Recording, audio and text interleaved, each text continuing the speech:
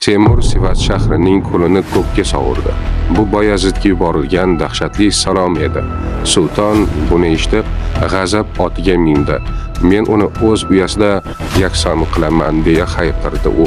Boyazid o'zining charchagan qo'shinini tog'lar orasiga boshladi. U Temurni o'sha yerda zaiflashgan holda topaman deb o'yladi. Ahmoqlik. Chunki Temur u yerda emas edi. Sohib Qur'on allaqachon aylanma yo'llar bilan Boyazidning orqasiga o'tib, uning o'z uyini egallab olgan edi. Mana Temurning dahosi qayerda yashiringan edi.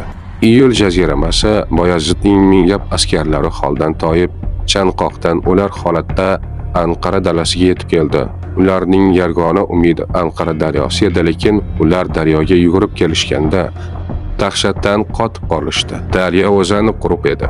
Bir tomchi ham suv yo'q, chunki Temurning muhandislari daryo oqimini allaqachon burib, suvni o'z qarorgohiga yo'naltirib bo'lgan edi. Jang boshlanmasdanoq Boyazid mag'lub bo'lgan edi.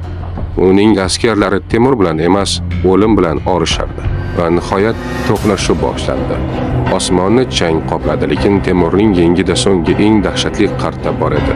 Birdan chang ichidan tog'dek keladigan mahluqlar chiqib keldi. Hindistondan keltirilgan 32 ta ulkan jangovar fil. Usmonli otlari bunday vahshiylikni umrida ko'rmagan edi. Otlar qo'rquvdan orqaga qochib, o'z askarlarini bosib ketdi. Jang maydoni haqiqiy do'zaxga aylandi.